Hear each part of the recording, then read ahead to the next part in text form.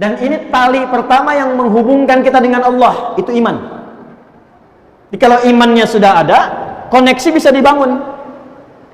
Anda kalau punya handphone nggak ada sinyal, nggak bisa connect, nggak bisa nyambung, nelpon nggak bisa, kirim pesan susah, mesti ada koneksinya dulu. Buka koneksinya, baru nyambung. Hal yang mengoneksikan kita dengan Allah supaya dapat ala hudam mir rabbihim, dilindungi Allah, dipandu Allah, dibimbing Allah, dijaga Allah. Apa koneksi pertamanya? Iman. Tapi bukan iman biasa, iman yang terus ditingkatkan sampai mendapatkan satu tanda yang disebutkan dalam Al-Quran dan dikuatkan dalam hadis Nabi SAW. Sekarang cek tanda ini. Kalau sudah ada tanda ini dalam diri kita, berarti berbahagialah kita memiliki bagian pertama dari tanda kesuksesan dan kebahagiaan. Bawah ini tinggal buka amalnya, apapun yang Anda kerjakan jaminannya langsung dari Allah Subhanahu wa taala. Ini bukan motivasi ya, saya bukan motivator. Ya. Tapi ini langsung, jangan diragukan, langsung pesan dari Allah sang pencipta kita. Perhatikan, buka Quran surah ke-6 Al-An'am ayat 82. Ini tanda pertamanya. Orang sukses, orang bahagia di 3 alam, dunia, alam kubur sampai akhirat.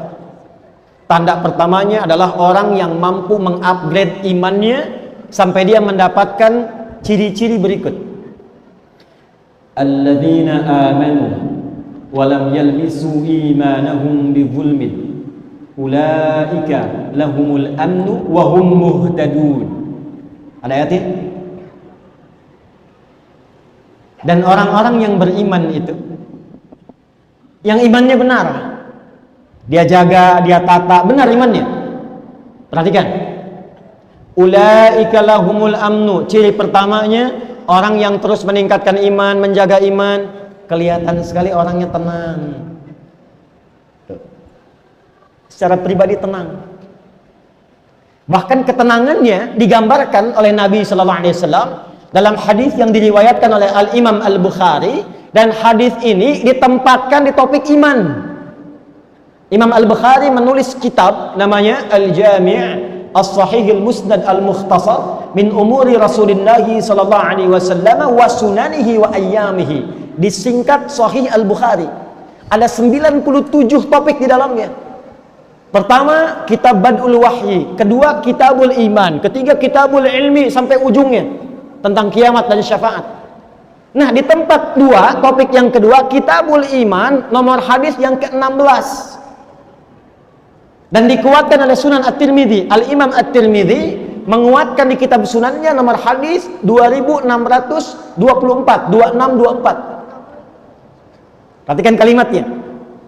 Kata Al-Quran, ulaika lahumul amnu. Orang yang imannya benar, terus di-upgrade, terus naik, gak bercampur ya dengan hal-hal yang mengotori iman sampai dipastikan dia mendapatkan kenikmatan iman. Maka yang pertama kata Allah, ulaika lahumul amnu. Dia mendapatkan ketenangan dengan imannya, tenang, nyaman.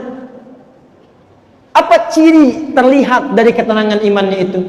Thalathatun man kunna fihi wajada halawatal iman. Ada 3 hal pokok yang kalau dia mendapatkan 3 ciri itu, dia mendapatkan nikmatnya iman. Insyaallah. 1, ayyakuna Allah wa rasuluhu ahabbu ilaihi min siwahima. Min siwahuma. Dia menjadikan Allah dan Rasul sebagai prioritas. Prioritasnya Allah dan Rasulnya. Contoh gini, dia mau makan nih, apa makanan yang dibenarkan oleh Allah? Yang halal misalnya, ya ayyuhan nasu kulu mimma fil ardi halalan thayyiban. Maka halal itu membimbing imannya. Karena itu ketika dia mencari yang thayyib, itu imannya disebutkan dulu. Quran surah kedua ayat 172. Ya ayyuhalladzina amanu kulu min thayyibati ma razaqnakum. Begitu dipanggil imannya, dia nggak mikir halal lagi karena imannya langsung membimbing dia pada yang halal. Di orang yang imannya itu sudah melekat pada dirinya, yang prioritas itu Allah dan Rasul dia. Mau makan, dia nggak pikir yang haram, langsung yang halal. Mana yang halal? Lalu begitu akan makan, Dia ingat, dia cari bagaimana Nabi mengajarkan cara makan. Idza quddimat ta'amu khudh biyadika biyaminika ma yalik. Kalau makanan itu dihidangkan, ambil dengan tangan kananmu yang paling dekat denganmu. Samillah, sebut nama Allah, bismillahirrahmanirrahim, makan. Dia praktekkan. Dia mau jalan, dia lihat bagaimana Allah menyukai jalannya orang-orang yang dengan iman dia berjalan. Wa ibadur rahmanil ladzina yamshuna 'alal ardi hauna. Hamba Allah yang penyayang itu kalau jalan, jalannya bagus. Wa idza khatabahumul jahiluna qalu salama. Dia enggak ganggu orang.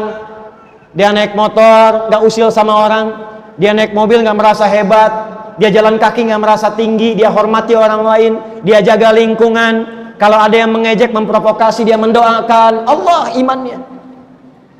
Iman menjadikan dia tenang. Tenang. Dan menariknya, orang-orang sekitarannya pun merasa tenang dengan hadirnya dia. Itu, pernah nggak merasakan? Pulang ke rumah, anak-anak nyaman dengan Anda. Istri nyaman dengan Anda.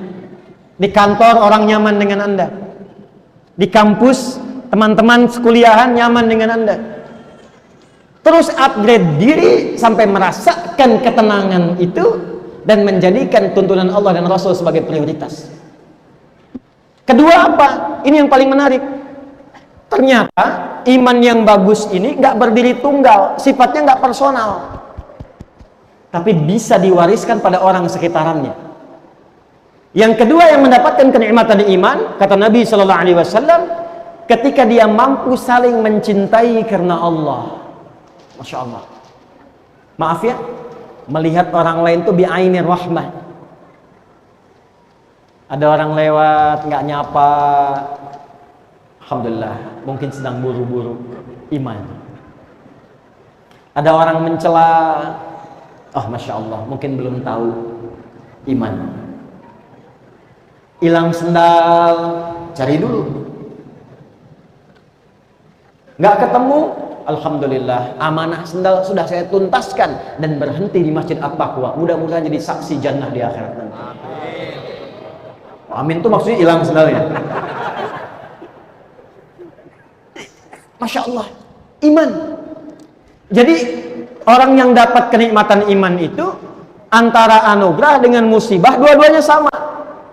Saat ada suka dia bersyukur, saat ada duka dia bersabar. Jadi dua-duanya sama aja, diposisikan sebagai ujian. Makanya kata Nabi, ajaban li amril mu'min. Orang kalau sudah benar imannya, perkaranya mengagumkan. Semua nggak ada bedanya. Semua dilihat sebagai ujian yang melahirkan pahala. Dapat kedudukan, inna lillahi wa inna ilaihi raji'un. Ujian dari Allah. Bukan untuk pamer. Dijaga, bikin kebijakan yang baik. Jalan-jalan lihat masyarakat, tanya jawab, didengar aspirasi, dibikin kebijakan yang menyejahterakan.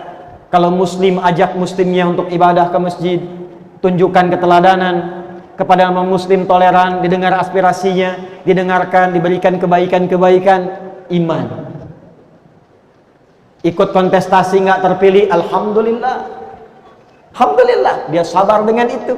Tetap dia berbakti dengan ilmu yang dititipkan oleh Allah kepadanya. Jadi antara suka dengan duka posisinya sama. Saat suka ada syukur, saat duka ada sabar. Semua ujian. Itu ajaban. Yang ketiga, dia konsisten pada kebaikan dan imannya menjaga dia pada keburukan sampai di level nggak suka ketika merasakan atau melihat sesuatu yang tidak baik. Misal ada tayangan TV misalnya, tayangan nggak bagus, nggak sengaja terlihat, bukan cuma dipalingkan. Apa tayangan seperti ini nggak layak ditonton, ganti aja. Kalau semua channel begini, ganti channelnya sekalian. Iman. Jadi orang beriman itu semua yang keluar manfaat. Makanya ujung ayatnya Allah sampaikan, perhatikan kalimatnya, wa hum muhtadun ulaika ala hudam mir rabbihim. Ala hudan itu kalau melekat kepada orangnya disebut muhtad. Jamaknya muhtadun. Orang yang ditunjuki oleh Allah. Nanti hasilnya apa? Semua bagian tubuhnya. Ini bagian pertama. Semua bagian tubuhnya dari ujung kepala sampai ujung kaki, ya, itu semuanya dibimbing oleh imannya supaya mengerjakan semua yang bermanfaat. Jadi kalau kita riset dari ujung kepala nih, contoh gini, mata nih ya, mata itu fungsinya melihat. Tapi kalau sudah sampai ke level ini, mengupgrade iman, sehingga merasakan iman itu hadir dalam jiwa, bukan cuma getaran, tapi hadir dalam jiwa. Jadi ada level pemula, itu level getaran, dikonfirmasi oleh suara azan. Dalilnya Quran surah 8 ayat yang kedua, innamal mu'minuna alladzina idza dzukirallahu wajilat qulubuhum. Orang yang punya iman itu cirinya diantaranya bisa diuji. Kalau diperdengarkan nama Allah, ada getaran konfirmasi di jiwanya. Karena itu 5 kali dalam sehari diperdengarkan nama Allah, didengar telinga kita. Telinga ini bahasa Arabnya udhun, jamaknya adzan.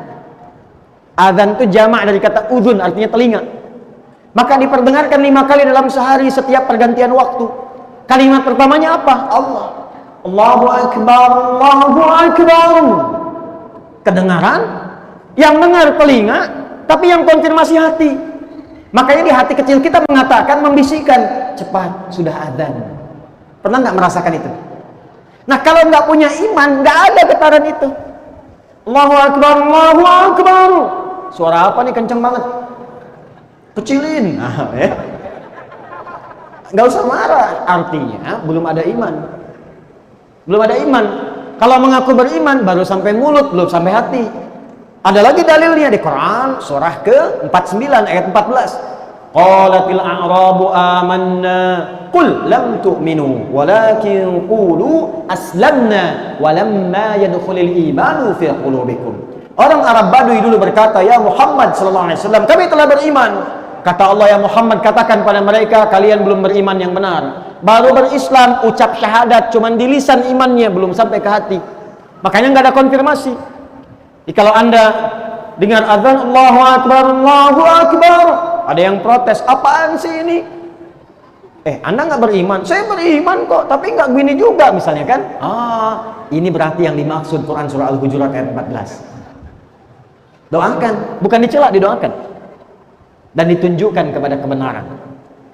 Anda kalau di bandara dengar suara ribut nggak protes, kenapa ketika dengar azan Anda harus protes demikian? Di bandara kan tiap waktu, attention please, maklumat, ya. Mohon perhatian. Setiap waktu tuh nggak ada yang protes, berisik enggak kan? Ya. Kenapa yang mendengarkan kita, mendekatkan kita kepada Allah, mengonfirmasi iman kita, katanya beriman. Kalau yang belum beriman jangan disoal, didoakan. Ini yang mengaku beriman menyoal. Itu yang patut digarisbawahi. Itu konfirmasi dasar. Nanti kalau sudah melekat menjadi yu'minun, orangnya mukmin, jamaknya mukminun, maka imannya bukan hanya jadi getaran, tapi jadi sinyal yang membimbing semua bagian tubuh. Maka ketika mata akan melihat, Allah memerintahkan pada imannya, bimbing matanya. Quran surah ke-24, surah Cahaya, An-Nur, ayat 30 untuk laki-laki, 31 untuk perempuan. Qul lil mu'minin, imannya dulu, yaghuddu min absarihim. Katakan pada pria-pria yang merasa sudah mukminin, punya iman, mengupgrade imannya, yaghuddu min absarihim, bimbing pandangannya, lihat yang baik. Yang tak baik menurut imannya palingkan. Makanya mata ini ketika melihat objeknya netral semua, apapun yang dilihat.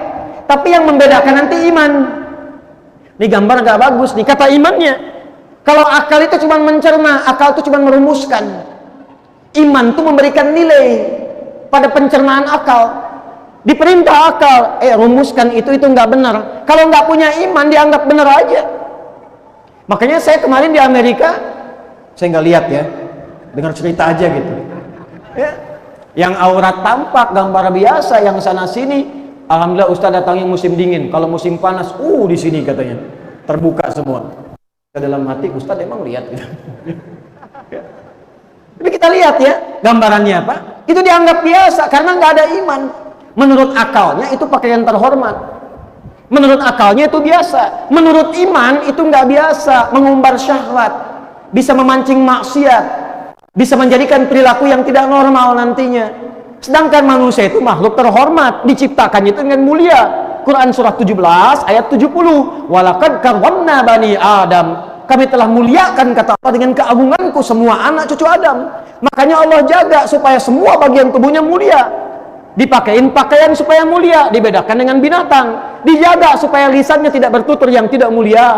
Dijaga supaya tangannya tidak bertindak yang tidak mulia. Dijaga supaya pandangannya tidak menatap yang tidak mulia. Dijaga untuk kemuliaan. Makanya muncul hukum haram. Haram itu seakar dengan kata hurmah, hormat. Kenapa muncul haram? Menjaga kehormatan supaya tidak hilang martabat kita di hadapan Allah Subhanahu wa taala.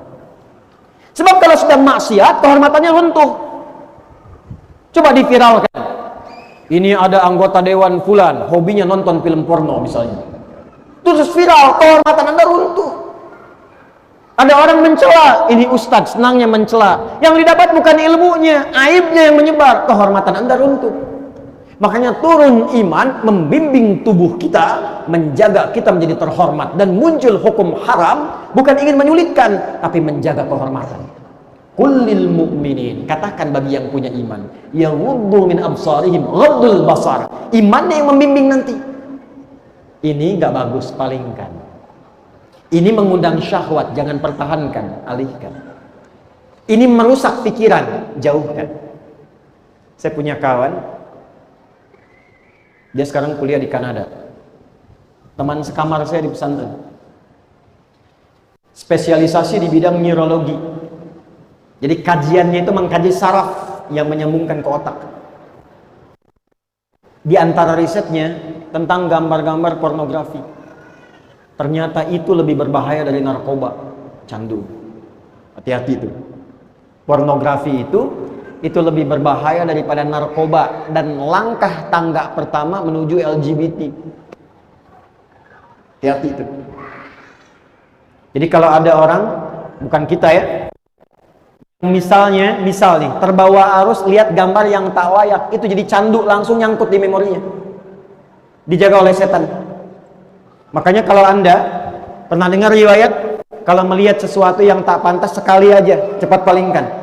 Sekali itu bukan begini sampai kedip ya, karena ada salah paham tuh hadisnya. Kan sekali selama belum kedip begini. Astagfirullah, begini ya. Cepat palingkan. Ya, selanjutnya setan. Sebab sekali melihat, nyangkut nanti di memori kita tuh. Dan setan bermain di situ. Itu Masya Allah bisa lebih cepat hafal dan ingat sampai bayangannya dibandingkan dengan mushaf yang kita baca tiap hari. Dan bisa merusak. Nah itu yang dijaga oleh Islam. Iman kita menjaga, palingkan supaya tidak merusak. Sebelum jadi perilaku, ada pornografi, ada porno aksi. Beda. Pornografi dalam konteks apa? Interaksinya pandangan, pendengaran, kata-kata. Kalau sudah porno aksi dilakukan, nah itu pengantar pada keburukan. Iman datang membimbing supaya kita tetap dalam kemuliaan. Imannya dulu. Perempuan sama ayat 31-nya. Wa kullil mu'minati yaghuddna min absarihin. Dari mata turun ke mulut dulu, baru ke hati. Dari mata turun ke lisan. Lisan iman dulu, baru lisannya. Quran surah 49 ayat 11 sampai 12. Ya ayyuhalladzina amanu la yasra qaumin qaum la yaghtab ba'dukum ba'dha.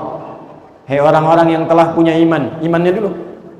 Pasti kata Allah, iman itu akan menjaga lisanmu dari sifat saling mencela. Aku berikan lisan bukan untuk mencela, merendahkan orang lain. Aku jadikan lisan untuk berkata yang mulia, yang baik-baik. Tak mampu diam, maka muncul hadis Nabi. Man kana yu'min, pakai yu'min, iman yang di-upgrade. Man kana yu'minu billahi wal yaumil akhir falyaqul khaira aw liyasmut. Siapa yang mau mengupgrade iman, merasa beriman pada Allah dan merasa akan dihisab di hari kiamat kelak, falyaqul khaira, katakan yang baik-baik, aw liyasmut, kalau nggak mampu diam. Iman. Sekarang saya tanya tuh, maaf ya, maaf. Dari tubuh kita aja nih, udah nyampe belum ke derajat ini? Makanya Nabi itu nggak ngasih dunia dulu. Apa Anda kira Abdurrahman bin Auf langsung kaya ketika masuk Islam? Tidak. Utsman langsung kaya? Tidak. Ali langsung pintar? Tidak. Abu Hurairah langsung hebat? Tidak. Bilal langsung kuat? Tidak. Yang ditata itu hatinya dulu. Karakternya dulu, karakter moralnya dulu, pribadinya dulu. Lewat iman ini, pendidikan iman. Makanya mereka menjadi tangguh.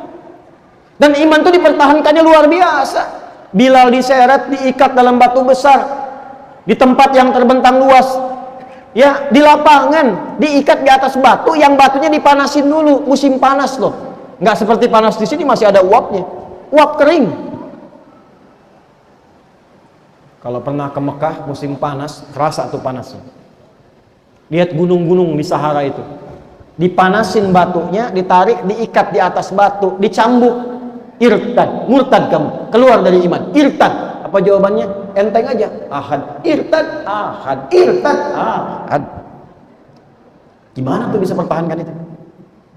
Makanya sahabat sebelum sukses, sebelum bahagia, menyukseskan dirinya dulu dengan imannya. Mereka menjadi pribadi yang sangat tangguh. Abdurrahman bin Auf itu menukar dunianya untuk imannya. Kata orang-orang Quraisy, kalau kamu beriman pada Muhammad, ingin ikut hijrah, kami ambil semua hartamu. Silahkan ikut ke Madinah sana, ke Yathrib sana. Cuman bawa pakaian aja, jalan kaki. Dipertahankan, nggak apa-apa, saya berangkat. Iman. Sehingga yang terjadi apa? Kalau punya kedudukan jujur, disiplin, sabar, baik. Kalau punya harta dermawan. Kalau punya ilmu, luas ilmunya, berbagi dalam kebaikan, ikhlas menyampaikannya. Itu yang dibutuhkan tuh itu sekarang. Nah sekarang jangan jauh-jauh dulu. Anda pengen kaya, menata harta, menata diri aja belum sanggup, pengen kaya. Alih-alih maslahat, jadi maksiat nantinya. Belum sanggup menata diri, begitu diberikan harta, datangnya ke tempat maksiat, dipakai maksiat, kumpulnya dengan orang-orang perbuat maksiat, dikerjakan di tempat yang tidak disukai oleh Allah dan Rasulnya. Makanya sebelum sampai dapat amanah harta, kedudukan, ilmu, apa yang dilakukan? Perbaiki diri dulu, supaya memandangnya yang baik, mendengarnya yang baik, berucap yang baik, berjalan ke tempat yang baik. Begitu dititipkan kedudukan, andanya sudah baik, maka kedudukan itu ditempatkan pada tempat yang baik. Ya, jadi kadang-kadang kalau Anda bekerja belum dapat sesuatu, jangan langsung disimpulkan. Jangan langsung disimpulkan. Boleh jadi Allah menginginkan kita baik dulu, lalu semua hasil ikhtiar kita akan dirapel semuanya, diberikan dalam akumulasi bentuk yang lebih besar. Kadang-kadang kita nggak sadar. Usaha sebulan nih, nggak dapat nih. Tapi begitu di hari yang ke-30, dapatnya lebih banyak dari biasanya. Itu bukan dapat lebih banyak, itu akumulasi keringat Anda selama 29 hari. Tiba-tiba Anda nggak nyari, teman datang nawarin proyek. Itu ikhtiar Anda selama 29 hari. Tapi selama 29 hari itu Anda dididik oleh Allah bersabar, dididik tawakal, dididik yakin, dididik dekat dengan Allah, dididik husnudzan. Itu yang mahal sekali teman-teman. Makanya di Eropa, di Amerika, di Jepang, Asia-Asia yang maju, itu mereka sampai bikin divisi khusus meningkatkan karakter ini. Kajian, dikaji, bikin pelatihan, dikirim untuk berlatih ini aja. Kita dapat ayatnya langsung dari Allah, kurikulumnya dikirimkan lewat Rasulullah, kurang apa lagi. Makanya aneh kalau ada orang beriman gak baik, itu aneh, gak mungkin itu. Makanya Masya Allah, punya suami beriman baik, istri beriman baik, teman beriman baik. Ini bagian pertamanya. Jadi kalau ingin mengecek apakah sudah sampai pada derajat yu'minun, jangan tunjuk orang lain, tunjuk diri pribadi dulu. Sudah belum merubah diri kita menjadi lebih baik, ujung kepala sampai ujung kaki.